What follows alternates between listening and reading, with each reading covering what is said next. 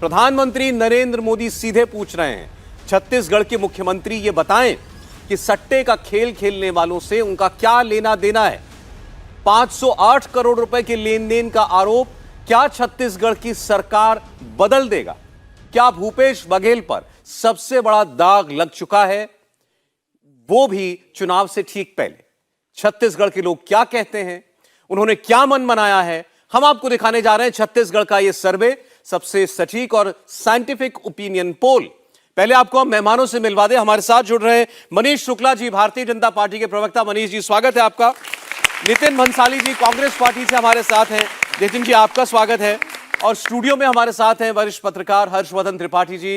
हर्षवर्धन जी, बहुत स्वागत है आपका स्टूडियो में हमारे। और भावेश झा जी सीनेक्स ने, जिन्होंने ये सर्वे किया है, जिनकी टीम ने ये सर्वे किया है। भावेश, आपका भी बहुत स्वागत है। कल ईडी ने जो आरोप लगाया और सीधे सीधे नाम लेकर आरोप लगाया छत्तीसगढ़ के मुख्यमंत्री भूपेश बघेल के ऊपर, उससे देश की सियासत में जबरदस्त उफान आया हुआ है। आज प्रधानमंत्री छत्तीसगढ़ में थे, राहुल गांधी छत्तीसगढ़ में थे। प्रधानमंत्री ने सीधे सीधे पूछा कि देश को बताना चाहिए भूपेश बघेल को कि आखिर ये सट्टे के व्यापारियों से उनका क्या लेना देना है। प्रधानमंत्री ने जनता से पूछा, मैं भ्रष्टाचारियों के ऊपर कार्रवाई करूं या ना करूं? आपने मुझे कुर्सी पर इसीलिए तो बैठाया है। तो भ्रष्टाचार अब एक बड़ा मुद्दा इन चुनावों का भी और 2024 से पहले बन रहा है। लेकिन अभी इस पहले चरण में हम बात करने जा रहे हैं छत्तीसगढ़ के ओपिनियन पोल की, और मैं आपके सामने छत्तीसगढ़ के अलग अलग हिस्सों का ओपिनियन पोल रखूंगा। छत्तीसगढ़ का जो हमने पिछला ओपिनियन पोल किया था, मैं उसकी भी तस्वीर आपके सामने एक बार रख देता हूं, ताकि आपको एक अंदाजा रहे कि अभी तक का ट्रेंड जो है वो क्या बता रहा है। तो 2018 के परिणाम और पिछला ओपिनियन पोल जो हमने किया था कुछ रोज पहले, वो आपकी स्क्रीन पर इस वक्त है। 2018 में याद कीजिएगा, कांग्रेस पार्टी को 68 सीटें मिली थी, 15 सीटें केवल भारतीय जनता पार्टी जीत पाई थी। और अब से 15 दिन पहले का ओपिनियन पोल ये बता रहा था कि कांग्रेस पार्टी अभी भी सरकार बनाती हुई दिखाई दे रही थी। 15 रोज पहले तक कांग्रेस पार्टी को 50 सीटें, भारतीय जनता पार्टी को 38 सीटें मिलती हुई दिखाई दे रही थी। लेकिन अब ये नया और फाइनल ओपिनियन पोल क्या इशारा करता है, इसकी हम बात करेंगे। और भावेश से सबसे पहले ये जानना चाहते हैं, देखिए कल का जो ये मुद्दा उठा है, क्या इस ओपिनियन पोल में कोई रिफ्लेक्शन है, या कल तक आपकी टीम अपना काम पूरा कर चुकी थी जब तक ये मुद्दा आया सामने? नहीं, ये देखिए, इस ओपिनियन पोल का जितना भी फील्ड वर्क था वो 31 अक्टूबर को ख़त्म हो गया था। तो ये जो मुद्दा, जो करप्शन का, जो स्पेशली जो ये मुद्दा है, ये इस सर्वे में रिफ्लेक्ट नहीं हो रही है। हालांकि करप्शन एक बहुत बड़ा मुद्दा है छत्तीसगढ़ में, जिसको लेके समय समय पर प्रधानमंत्री अमित शाह या और भी जो कई लीडर्स है वहाँ पे उठाते रहते हैं। वो अब देखना होगा कि इस मुद्दे को आगे किस तरह अपोजिशन जो बीजेपी है वो किस तरह प्ले करती है, ताकि उसको फ़ायदा मिलेगा या किस तरह उसको राजनीतिक तौर पे किस तरह उसको एक हथियार बनाती है, वो एक देखने की बात होगी। हर्षवर्धन जी, क्या लेकिन जिस किस्म का इल्जाम कल ईडी ने भूपेश बघेल का नाम लेकर के लगाया है चुनावों के एन बीच, क्या इस किस्म का मुद्दा कभी बिल्कुल टर्निंग पॉइंट साबित हो सकता है चुनाव में? देखिए, मैं अक्सर एक बात कहता हूं कि भ्रष्टाचार का मुद्दा कभी स्टैंड अलोन काम नहीं करता है। यानी ऐसे नहीं होगा कि आप कहें कि भ्रष्टाचारी सरकार है, मुख्यमंत्री भ्रष्टाचार करता है, नेता ऐसे घूस ले लेता है। ये सब जानते हैं कि नेता, अधिकारी ये सब घूस लेते ही लेते हैं। हम सब रोज हमारा पाला पड़ता है, सड़क से लेकर ऑफिस तक, बाबुओं से, सबसे पाला पड़ता है। लेकिन एक बात बड़ी स्पष्ट है, अगर किसी महत्वपूर्ण व्यक्ति के साथ कोई तार जुड़ता हुआ दिखे, जैसे हमने कर्नाटक में देखा। कर्नाटक में एक ठेकेदार ने आत्महत्या कर ली, 40% कमीशन का आरोप लगाया।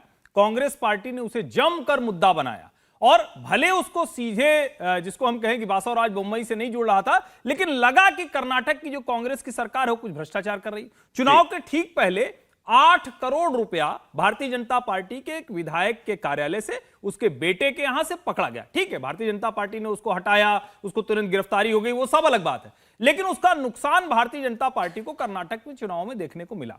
वही जब कांग्रेस ने कोशिश की मध्य प्रदेश में, वो सफल नहीं हुए, क्योंकि वो चिट्ठी झूठी पाई गई, वो शिवराज सिंह चौहान के ऊपर चिपका नहीं।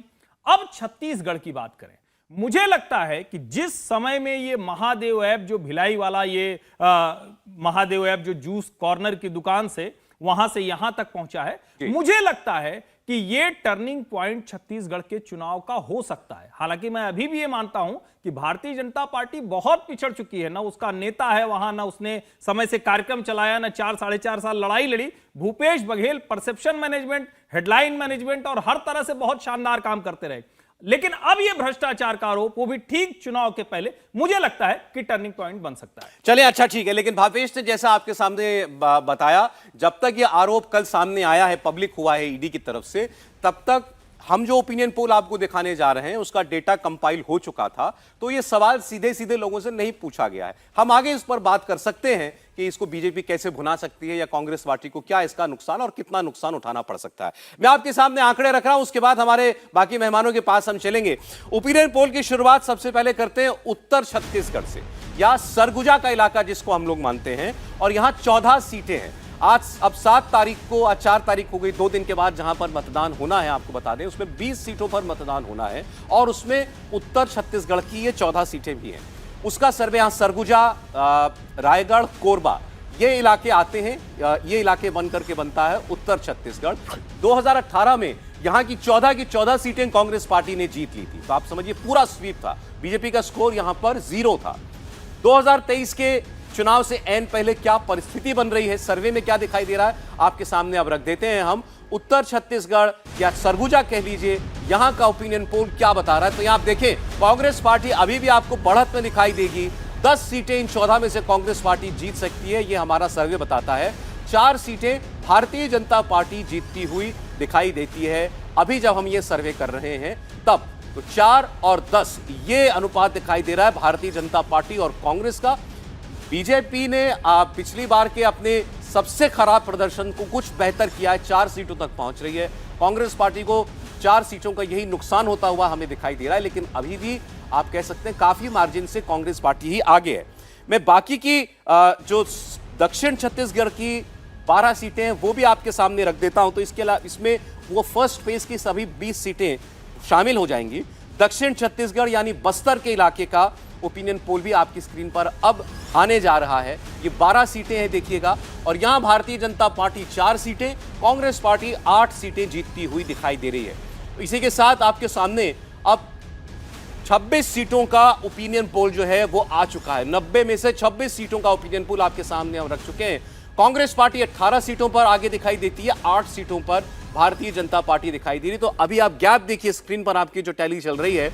ओपिनियन पोल ये मानता है कि इन 26 सीटों में 18 कांग्रेस और 8 भारतीय जनता पार्टी जीत सकती है। ये लोगों की राय से हमने ये डेटा ये कंपाइल किया है, सीटों में उसको परिवर्तित करें तो ये आंकड़ा सामने दिखाई देता है। तो आइए हमारे पॉलिटिकल मेहमानों के पास चलते हैं। मैं नितिन भंसाली जी से शुरुआत करना चाहूंगा। नितिन जी, आप सर्वे में अभी तक हमने जो ट्राइबल बेल्ट है उत्तर और दक्षिण छत्तीसगढ़ की उसकी बात की है, आगे दिखाई दे रहे हैं। अब देखना यह है कि ये जो 506-8 करोड़ वाला बम जो कल ईडी ने फोड़ा है, इसमें कितनी ताकत है, ये आपके ग्राफ को कहीं नीचे खींच न ले जाए। जी, छत्तीसगढ़ कांग्रेस की पटेल जी की सरकार अपने लोक कल्याणकारी योजनाओं और कार्यों को लेकर आप जनता के बीच है। आप देख सकते हैं 2018 के बाद जितने भी चुनाव हुए छत्तीसगढ़ में, उपचुनाव में, चाहे विधानसभा के उपचुनाव हुए, चाहे लोकल बॉडी के उपचुनाव में, नगर पंचायतों को हुए, सभी में कांग्रेस के प्रत्याशियों ने बम्पर जीत हासिल की। यहाँ पर आपका ओपिनियन पोल भी मैं देख रहा था, तो ओपिनियन पोल में मुझे ऐसा लगता है कि ये जो आप अभी सीटें बता रहे हैं, इससे कहीं ज्यादा सीटें हम यहाँ पर जीत रहे हैं। अभी वर्तमान में 90 विधानसभा के छत्तीसगढ़ में 71 विधायक कांग्रेस के मौजूदा स्थिति में है। तो हमने तो इस बार एक नारा दिया है, अब की बार 75 पार। हम तो 71 के ऊपर 75 पार की दिशा में लगातार काम कर रहे हैं। और जैसा कि मैंने कहा कि छत्तीसगढ़ राज्य में जो इन 5 वर्षों में लोक कल्याणकारी कार्य कांग्रेस की सरकार में हुए, हम उनको लेकर जनता के पीछे, जनता हाथों हाथ ले रही है और जन आशीर्वाद लगातार कांग्रेस को मिलता है और पुनः हम प्रचंड बहुमतों से 75। नहीं नितिन जी, आप कह रहे हैं कि ये ईडी के सीधे मुख्यमंत्री के ऊपर करप्शन का इल्जाम लगाने से 508 करोड़ रुपया उनको पहुंचाया, इस किस्म के आक्षेपों का कोई असर नहीं होगा जनता के मन पर।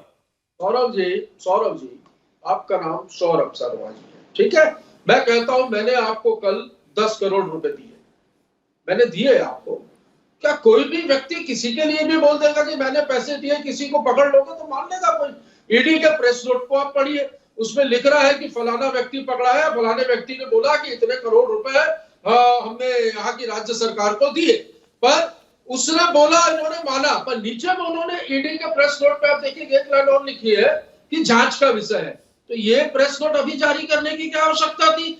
हर एक्शन आप देखिए, चाहे कांग्रेस का राष्ट्रीय अधिवेशन होता है छत्तीसगढ़ में तब ईडी के छापे पड़ते हैं, जब कोई इलेक्शन होता है तब ईडी के छापे पड़ते हैं। तो यहाँ पर जो है हम इलेक्शन बीजेपी और ईडी के साथ लड़े। ईडी छत्तीसगढ़ में नहीं, पूरे भारत में भारतीय जनता पार्टी की फ्रंटल ऑर्गेनाइजेशन के तौर पर यहाँ पर काम कर रही है। जी ठीक। सारे आप देखिएगा न्यायालय में ध्वस्त हो जाएंगे।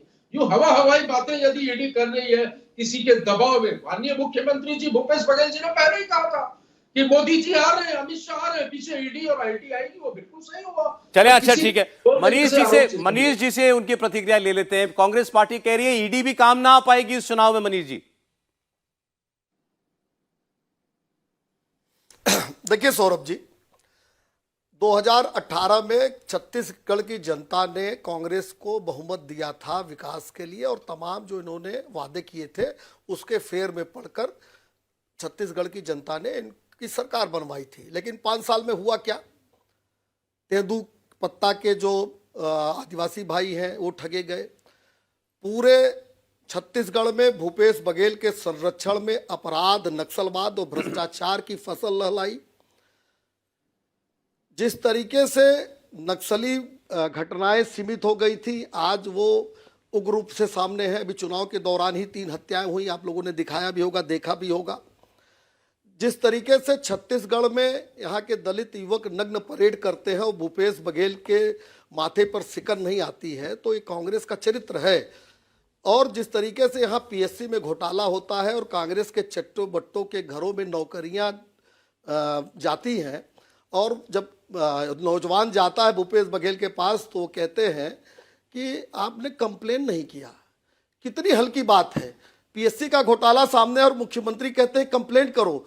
और जब राहुल गांधी के हाल में वो कंप्लेंट पकड़ाता है नौजवान, तो राहुल गांधी भी इधर उधर की बातें करके टरका देते हैं। मेरा स्पष्ट आरोप है इन सारे चीजों की तार सीधे और सीधे भूपेश बघेल के हाथ, भूपेश बघेल से जोड़ते हैं। अभी ईडी की बात आ रही थी, मेरे कांग्रेस के मित्र अगर केवल नितिन जी सुन लीजिए एक बार, आप फिर जवाब दे दीजिएगा। आपने बोला वो सुन रहे थे, हैंडल चेक कर ले 2003 का डेटा भाई। देखिए बीच में नहीं बोलिए नितिन जी, सुन लीजिए, ये सुन करके मैं आपके पास आ जाऊंगा। सौरभ जी मुझे पूरी उम्मीद है, पूरी हो जाने दीजिए कि ये जो इंटरप्ट, बोलिए मनीष जी, ये जो इंटरप्ट कर रहे हैं मुझे पूरा अवसर आप देंगे सौरभ जी, मुझे पूरी उम्मीद है। देखिए ये बौखलाहट है, और ये केवल प्रवक्ता में ही नहीं, भूपेश बघेल की पूरी बॉडी लैंग्वेज पिछले 15 दिनों में, उनकी जो भाषा है, जिस तरह से भाषा की शुचिता टूटी है, उससे दिख रहा है कि 3 दिसंबर को छत्तीसगढ़ की जनता कांग्रेस और भूपेश बघेल की बोरिया बिस्तर बांधने वाली है। और मैं कहता हूं, देखिए छत्तीसगढ़ लगभग 3 भाग में बटा हुआ है। आदिवासी क्षेत्र है जिनका मुख्य काम तेंदू का पत्ता, दूसरा भाग है कृषि जो ग्रामीण इलाके हैं, और तीसरा है शहरी भाग। जिस रायपुर में, मैं तो यहाँ 1 महीने से मैं भी घूम रहा हूँ, इस रायपुर में अगर आपका ये कैमरा भी चला जाए और पूछ ले 5 साल में 1 ईंट रखी गई हो, तो सौरभ जी पूछ लीजिएगा। और इसी तरीके से तेंदू के पत्ते के जो आदिवासियों का मुख्य काम है, उनको जिस तरह से ठगा गया, जिस तरीके से उनके बोनस को मारा गया, जिस तरीके से जो चरण पादुका योजना भारतीय जनता पार्टी सरकार चलाया करती थी, उसको भूपेश बघेल ने समाप्त कर दिया। और जिसके नाते से तमाम जो आदिवासी महिलाएं हैं वो गैंग्रीन की शिकार हुई हैं। उनको साड़ी भी हमारी सरकार दिया करती थी। और झूठ का पुलिंदा लेकर राहुल गांधी आए हुए हैं। 2018 में इन्होंने कहा कि स्वास्थ्य बीमा के लिए 20 लाख देंगे, और 2023 में कहते हैं 10 लाख देंगे। ये प्रवक्ता बैठे आज बता के जाएं इंडिया टीवी चैनल पर कि 2018 में जो 20 लाख देने को कहा था इन्होंने, कितने लोगों को दिया इन्होंने। चलिए अच्छा ठीक है, आप कह रहे हैं छत्तीसगढ़ में भ्रष्टाचार और कांग्रेस पार्टी ने जो अधूरे वादे हैं, और ये दोनों मुद्दे काफी है उनकी सरकार गिराने के लिए। किसकी गारंटी पर लोग भरोसा कर रहे हैं? लेकिन आप दोनों बड़े बड़े वादे कर रहे हैं छत्तीसगढ़ की जनता से। हमने सवाल पूछा कि आखिर आपको किसके वादों पर भरोसा है, किसकी गारंटी पर आप लोग भरोसा करते हैं। मैं सर्वे का नतीजा आपके सामने रख रहा हूं कि भारतीय जनता पार्टी और कांग्रेस के बीच जो वादों की बरसात हो रही है उसमें जनता किस पर भरोसा करती हुई दिखाई दे रही है। 46% लोगों ने जवाब दिया कि कांग्रेस पार्टी जो बातें जो हमारे सामने वादे कर रही है हमको लगता है कि ये विश्वसनीय है। 39% लोगों ने भारतीय जनता पार्टी का नाम लिया। इसमें 60% का गैप जो है वो आपको दिखाई देगा। यानी कांग्रेस पार्टी पर भरोसा करने वालों की तादाद ज्यादा दिखाई देती है। या आप इसको ऐसे भी समझ सकते हैं कि कांग्रेस पार्टी का पक्ष ज्यादा मजबूती से जो लोग समझते हैं उनकी तादाद इसमें ज्यादा आपको दिखाई दे रही है। ये एक पहले सवाल का मामला था। अभी देखिए, आप ही अपनी बात पूरी कर लीजिए मनीष जी। मैंने तो सर्वे का नतीजा दिखाया है, 46% लोग मानते हैं कांग्रेस पार्टी जो कह रही है हमको देगी, हमको लगता है वादा पूरा करेगी। 39% आपके लिए कहते हैं। देखिए सौरभ जी, अभी आपने ही बताया कि कल का दिन आपके सर्वे में शामिल नहीं था जी। और कल ही देश के गृह मंत्री जी ने भारतीय जनता पार्टी का घोषणा पत्र जारी किया है और हम धान किसानों को 3100 रुपये देने जा रहे हैं। तेदू पत्ता के जो लोग हैं उनको 5500 रुपये प्रति मानक बोरा देने जा रहे हैं और 4500 हम उनको बोनस भी देंगे। साथ साथ चरण पादुका सहित तमाम योजनाओं को लागू करेंगे। भूपेश बघेल ने जिस तरीके से गरीबों के घर को नहीं बनने दिया, प्रधानमंत्री आवास योजना को रोक कर रखा, 18 लाख घर हम यहां बनाएंगे और निर्मल जल नल से पहुंचाने का काम 2 साल चलिए अच्छा ठीक है। देखिए वैसे बीजेपी ये कह सकती है कि भाई कहा है यहाँ के कांग्रेस पार्टी के वादे या कांग्रेस पार्टी की गारंटी तो जनता के बीच में काफी वक्त से पहले चल रही है, लेकिन बीजेपी का तो मैनिफेस्टो कल ही जारी हुआ है। तो बीजेपी खास तौर पर क्या देगी लोगों को अगर सरकार में चुनकर के आती है? तो ये तो लोग जानते ही नहीं थे, तो वो सर्वे में भी शामिल नहीं है अभी तक। भावेश नहीं, बिल्कुल नहीं है। ये मैनिफेस्टो कल ही अनाउंस हुआ है, लेकिन कमो बेस मेरे ख्याल से वहाँ के लोकल लीडर्स इस तरह की प्रोमिसेस लोकल लेवल पे जो अपने रैलीज है उसमें करते आए। देखिए, आप 2018 के चुनाव को देखेंगे तो कांग्रेस के लिए जो 2 बड़े घोषणा थी वो गेम चेंजर हुई थी, जिसमें एक जो पैडी पे जो MSP था जो 2100 से 2500 किया था और दूसरा जो लोन माफ का था, ये दोनों बहुत गेम चेंजर। तो बीजेपी इन्हीं दोनों चीज़ों को लेकर फिर से एक बार आगे निकलने की कोशिश की। अभी हमने बस्तर और सरगुजा रीजन की बात की। सरगुजा के लिए बीजेपी ने अलग से मैनिफेस्टो जारी किया, कुछ अलग से घोषणाएं, उसका कुछ प्रभाव आपको याद होगा कि सरगुजा में जो बहुत सारे हिंदी भाषी क्षेत्र के लोग भी रहते हैं और बीजेपी चूंकि वहां पे पिछली बार 0 सीट जीती थी, तो वो सब बहुत सारे मुद्दे जिसमें बीजेपी वहां पे आप देखेगा कि 0 से लेकर 4 सीटें तक पहुंचती हुई दिख रही है। अच्छा देखिए, चुनावों के अंदर आप बार आप देखते हैं राहुल गांधी आते हैं तो बात करते हैं ओबीसी की। इस बार प्रधानमंत्री भी ओबीसी की बात करते हुए दिखाई दे रहे हैं। तो पहले मैं आपको दिखाता हूं जनता के बीच ये ओबीसी का मुद्दा या जातिगत जनगणना का मुद्दा जो है वो कितना चल रहा है। क्या वो इसको एक सही मुद्दा मानते हैं या केवल चुनावी बात मानते हैं कि नेता आते हैं चुनाव में कुछ भी बोलते हैं, कुछ भी वादा करते हैं? उसका सर्वे का नतीजा आपके सामने। 50% लोग मानते हैं कि नहीं, ये मुद्दा तो ठीक है, अगर नेता इसकी बात कर रहे हैं तो ये होनी चाहिए। 38% लोग छत्तीसगढ़ की जनता में से मानते हैं कि ये केवल हवाई बातें हैं, चुनाव में कहने के लिए हैं, इसका आम लोगों की जिंदगी पर कोई असर नहीं पड़ने जा रहा। अब मैं आपको प्रधानमंत्री की बात सुनाता हूं। राहुल गांधी हमेशा ये कहते हैं कि इस सरकार में या मोदी सरकार में ओबीसी का ख्याल नहीं रखा जाता, ओबीसी हाशिए के ऊपर है और हम जब भी सत्ता में आएंगे हम पूरे देश के अंदर जातिगत जनगणना कराएंगे। आज प्रधानमंत्री नरेंद्र मोदी ने छत्तीसगढ़ की जनता के सामने ही कहा कि मैं खुद ओबीसी हूं, इस देश का प्रधानमंत्री ओबीसी है, मैं गरीब घर से आता हूं, यही मेरा दोष है और ये कांग्रेस पार्टी मुझे गाली देती है। इतना ही नहीं, ये बात तो प्रधानमंत्री ने कल भी कही थी। आज उन्होंने इसे सीधे छत्तीसगढ़ के अंदर एक प्रभावशाली तादाद रखने वाली एक जाति के साथ जोड़ दिया। दरअसल 12% जिसकी आबादी छत्तीसगढ़ के अंदर है वो साहू समाज है और गुजरात में जिस वर्ग से प्रधानमंत्री नरेंद्र मोदी आते हैं वो यही साहू समाज है, यानी वो गुजरात से जब छत्तीसगढ़ आता है तो वो साहू हो जाता है। तो आज प्रधानमंत्री ने राहुल गांधी का नाम लिए बगैर कहा कि ये पूरे साहू समाज को गाली क्यों दे रहे हैं। सुनिए नरेंद्र मोदी की बात। कांग्रेस पूरे ओबीसी समाज को क्यों गालियां दे रही है? मोदी अगर ओबीसी हैं तो इसमें पूरी ओबीसी जाति का क्या गलती है भाई? आखिर क्यों कांग्रेस छत्तीसगढ़ के साहू समाज को गालियां दे रही है? क्यों कांग्रेस पूरे साहू समाज को चोर बता रही है? कांग्रेस के एक नेता, मैं नाम नहीं लेना चाहता, मोदी को गालियां देने के साथ ही पूरे ओबीसी समाज को गालियां देते फिरते और मोदी पूरे समाज को चोर कह दिया। कोर्ट ने सजा ठोक दी और सुप्रीम कोर्ट ने भी सजा माफ नहीं की, जेल जाने की थोड़ा मौका थोड़ा लंबा कर दिया है बस। मैं जानता हूं छत्तीसगढ़ का ओबीसी समाज, पूरे देश का ओबीसी समाज ऐसी कांग्रेस को कभी माफ नहीं करेगा। हर्षवर्धन जी, हम लोग कल बात कर रहे थे कि पिच राहुल गांधी की आप खेल रहे हैं, बैटिंग कर रहे हैं, इस पर प्रधानमंत्री मोदी, और आज तो उन्होंने अपनी जाति भी बता दी, नाम लेके बता दी।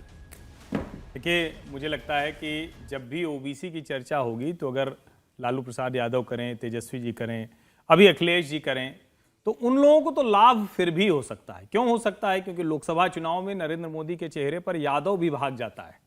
ये हम लोगों ने देखा है उत्तर प्रदेश में भी और बिहार में भी, वरना 40 में से 39 सीटें जीत जाए बीजेपी और जेडीयू, ये असंभव था। लेकिन राहुल गांधी अगर ये कहते हैं तो दो चीजें हैं। एक तो बैगेज उनके ऊपर बहुत भारी है। जितना ओबीसी का विरोध, ओबीसी को आरक्षण देने से लेकर, मंडल आयोग लागू करने से लेकर, इंदिरा गांधी जी का, राजीव गांधी जी का, और सोनिया जी के समय में भी, सोनिया जी जब एनएसी की चेयरपर्सन थी, एक तरह से सुपर प्राइम मिनिस्टर थी, तब भी नहीं हो पाया। तो राहुल गांधी कहते हैं तो पहले तो बैगेज आएगा। दूसरा क्या आएगा? जब वो बार बार कहेंगे कि ओबीसी कहां है, ओबीसी कहां है, तो नरेंद्र मोदी तो कह रहे हैं कि भाई मैं तो जाति से हूं, मैं अपनी जाति बता रहा हूं। आप अपनी जाति बताइए। राहुल गांधी अपनी कौन सी जाति बताएंगे? मुझे लगता है कि वहां जाकर वो फिर से फंसेंगे। तीसरा स्टेप क्या होता है? तीसरा वो कहते हैं प्रतिनिधित्व, किसका कितना सांसद विधायक, तो वो तो गिना रहे हैं कि हमारे 89 सांसद, 85 सांसद हो गए, इतने एमएलसी हो गए, इतने एमएलए हो गए, आप बताइए क्या? तो फिर वहां कांग्रेस पार्टी कमजोर पड़ती है। और कांग्रेस पार्टी एक जगह निश्चित तौर पर आगे पड़ती है, जो छत्तीसगढ़ में जहां हम लोग बात कर रहे हैं, वहां भूपेश बघेल ओबीसी समाज से आते हैं। लेकिन जितने बघेल उतने साहू, ये भारतीय जनता पार्टी की रणनीति है कि आप बघेलों का वोट अगर नहीं हासिल कर रहे हैं, यानी जिसको हम और समझने के लिहाज से कहें तो कुर्मी वोट नहीं हासिल कर रहे हैं। और यहां एक चीज समझिए, उस दिन जब खेत में गए थे राहुल गांधी, तो उनके अगल बगल टीएस सिंहदेव और दूसरे प्रदेश अध्यक्ष भी थे। क्यों थे? आप सरगुजा का जो दिखा रहे हैं, उसी राजवंश से आते हैं टीएस सिंहदेव, और टीएस सिंहदेव को कहा गया था कि 2.5 साल मुख्यमंत्री बनाएंगे। कमाल की बात है, कांग्रेस पार्टी ने अपने प्रचार में से भूपेश बघेल को निकाल दिया है। तो कहीं न कहीं कुछ आशंका है कि एक तो ओबीसी वाला मसला है, दूसरा जो दूसरे वोट हैं कहीं वो छिटक न जाए, वो भी एक बड़ी वजह है। चलिए, अच्छा ठीक है। हालांकि राहुल गांधी ने भी उत्तर दिया है इस बात का। राहुल गांधी ने कहा कि मोदी जी तो कहते थे देश में केवल एक जाति है, वो है गरीब, तो आज फिर वो क्यों कह रहे हैं कि मैं खुद ओबीसी हूं? इस पर आगे हम बात करेंगे। कांग्रेस पार्टी के मेहमान भी हमारे साथ जुड़े हुए, संजीव श्रीवास्तव जी भी जुड़ गए हमारे साथ, सीनियर जर्नलिस्ट हैं। स्वागत है संजीव जी आपका भी। लेकिन ये भी एक अजब कोइंसिडेंस है, मैं आपका स्वागत भी कर रहा हूं और ब्रेक के लिए भी जा रहा हूं, तो लौटूंगा तो फिर आपसे आपके पास आता हूं ब्रेक के बाद। एक छोटा सा ब्रेक ले रहे हैं, आप देखते रहिए ओपिनियन पोल छत्तीसगढ़ का, और इसके बाद बारी राजस्थान की भी है।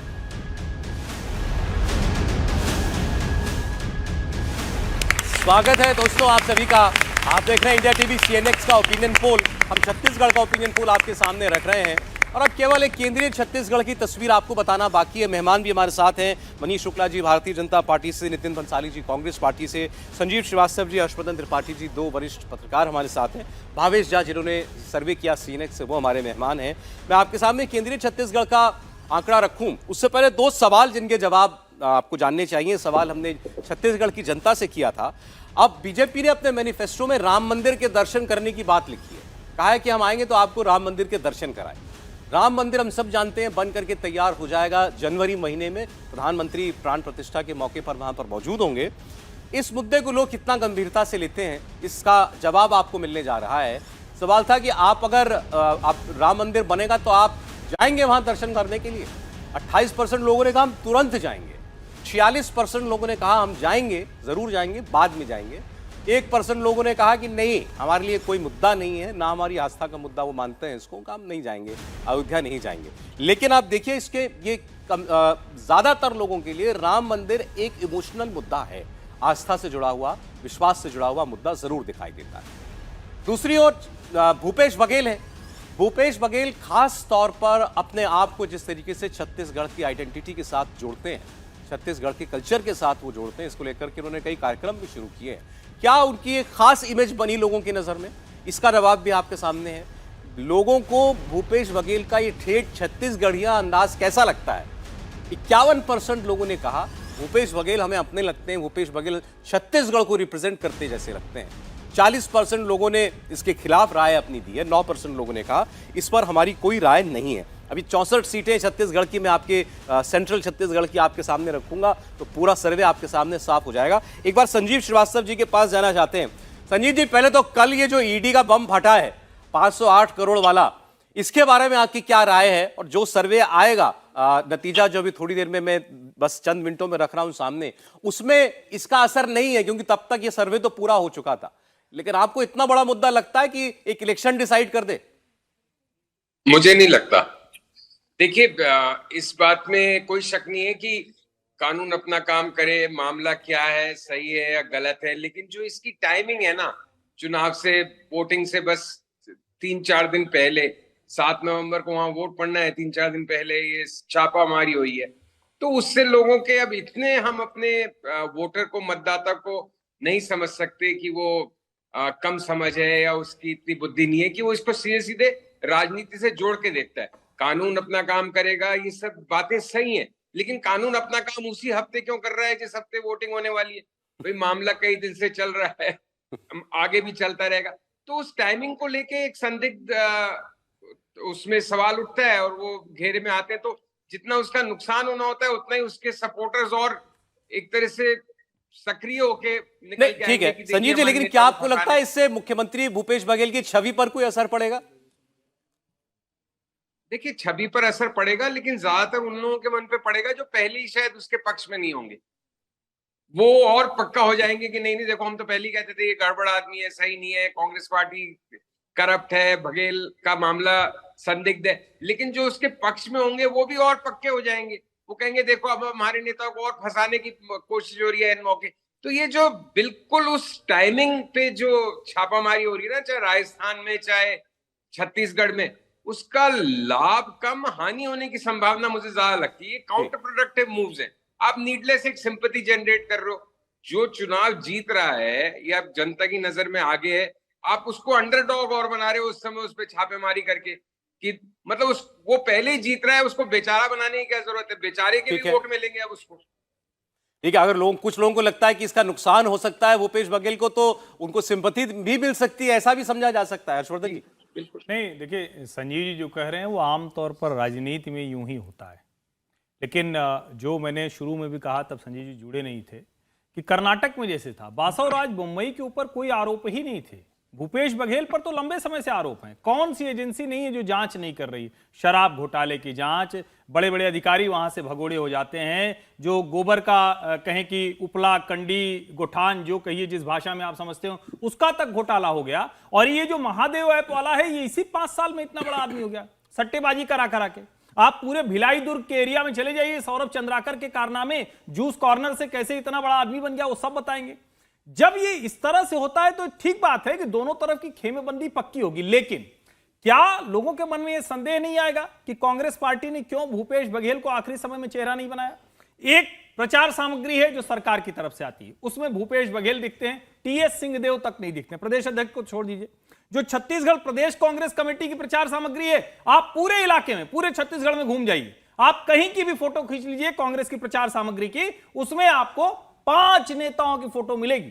भूपेश बघेल नहीं मिलते हैं अकेले। इसका मतलब क्या हुआ? जनता के मन में संदेह आता है कि क्या ऐसा तो नहीं कि ये छवि गड़बड़ हो रही थी? कांग्रेस ने भी कहा भाई ये गुंजाइश लेकर रखो, वो सब भी काम करता है। और जब पैसे मिलते हैं ना, करोड़ों रुपए सामने मिलते हैं और फिर तब लिंक जुड़ता हुआ दिखता है, तो उसका असर कभी कभी पड़ता है। एकदम से पड़ जाएगा ये मतलब तय करके बता पाना थोड़ा मुश्किल है। एक बार नितिन जी इसका उत्तर देने, कांग्रेस पार्टी से हमारे साथ हैं।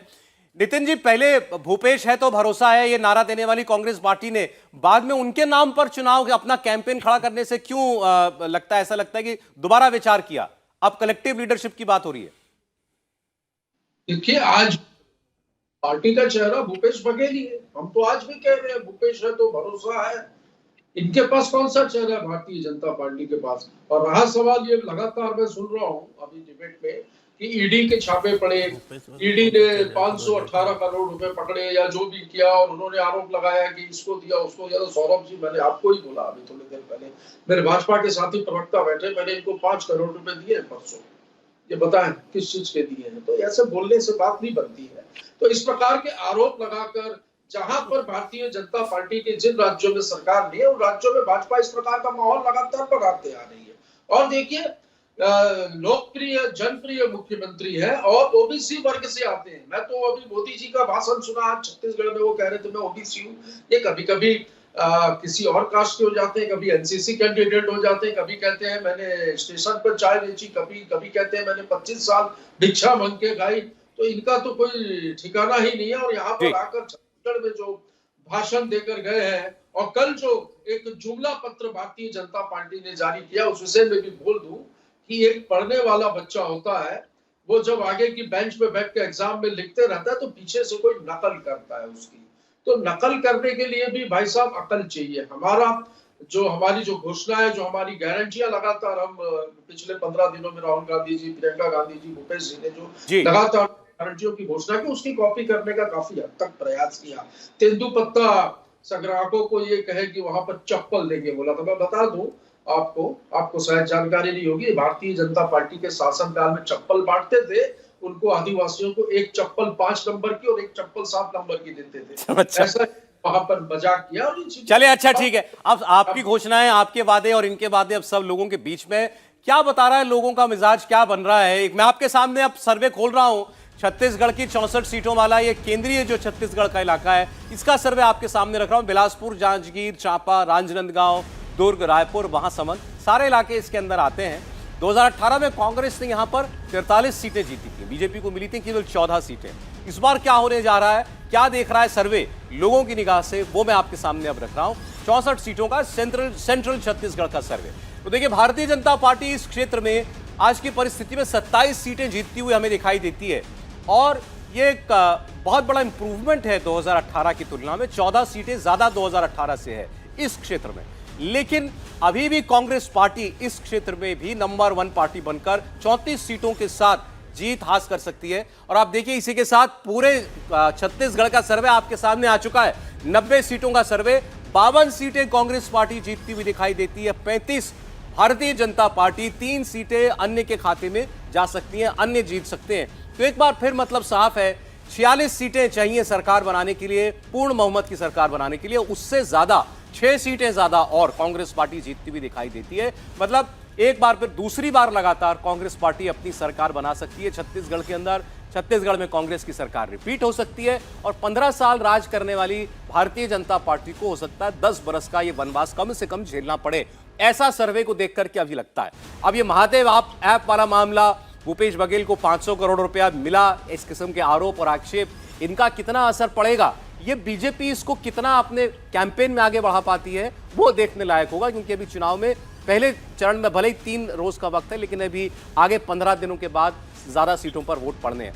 वोट शेयर पर एक नजर डाल लेते हैं, तो इसमें आपको एक अंतर साफ स्पष्ट दिखाई देगा, जो सीटों में भी दिखाई दे रहा है। कांग्रेस पार्टी को 45% वोट मिलता हुआ दिखता है, बीजेपी को 41% वोट। 4% वोट का गैप जो है वो बीजेपी और कांग्रेस के बीच में है, और किसी भी चुनाव में ये अच्छा खासा गैप होता है, और वो आपको सीटों में भी रिफ्लेक्ट होता हुआ स्पष्ट तौर पर दिखाई देता है। ये भी देख लीजिए कि पहले और दूसरे ओपिनियन पोल के अंदर कितना अंतर आया है दोनों पार्टी की परफॉर्मेंस के बीच में। हमने 15 दिनों पहले आपको पहला ओपिनियन पोल दिखाया था, आज ये दूसरा ओपिनियन पोल हम आपको दिखा रहे हैं।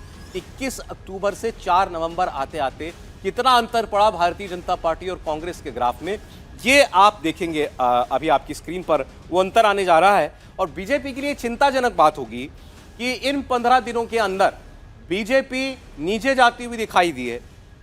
भारतीय जनता पार्टी जो उसको 3 सीटों का नुकसान होता हुआ दिखाई दिया है हमें इन 15 दिनों के अंदर अंदर, और 2 सीटों का इजाफा कांग्रेस की टैली में हो रहा है, 1 सीट का इजाफा अन्य के खाते में होता हुआ दिखाई दे रहा है। तो ये आपके लिए मनीष जी, थोड़ी सर्वे तो बता रहा है चिंताजनक परिस्थिति है। फिर कहूंगा इसमें महादेव ऐप वाला मामला नहीं है इस सर्वे के अंदर, लेकिन अदरवाइज देखें तो आपका ट्रेंड जो है वो डाउनवर्ड है, नीचे की तरफ दिखाई दे रहा है। और एक बार फिर कांग्रेस की सरकार बन सकती है, ये सर्वे में लोगों की राय कैद हुई। देखिए सौरभ जी, हम लोग लोकतांत्रिक लोग हैं और सर्वे भी लोकतंत्र का एक हिस्सा है, इसलिए आपके आंकड़ों पर कोई सवाल नहीं है। लेकिन केवल महादेव ऐप ही हमारे सर्वे, आपके सर्वे में शामिल नहीं है, ऐसा नहीं है। इसके साथ साथ हमारा घोषणा पत्र भी शामिल नहीं है। जी बिल्कुल ठीक। और जिस पार्टी ने घोषणा पत्र जारी ही नहीं किया है, वो पार्टी आरोप लगा रही कि हमने नकल कर लिया। इसी से आप हमारे घोषणा पत्र की ताकत समझ सकते हैं कि हमारे घोषणा पत्र की जो ताकत है उससे कांग्रेस घबराई हुई है। कल इनके मुख्यमंत्री भी चिल्ला चिल्ला के कह रहे थे कि भाजपा ने नकल कर लिया। भैया, जब आपका घोषणा पत्र जारी ही नहीं हुआ तो किसकी नकल हमने कर लिया। देखिए, मैं दूसरी बात कहता हूं कि जो कल की घटना है ईडी की, ये सीरीज ऑफ करप्शन है। मुख्यमंत्री सचिवालय के अधिकारी और कर्मचारी पहले कोयला घोटाले में भी पकड़े गए और आज तक जमानत नहीं हुई है।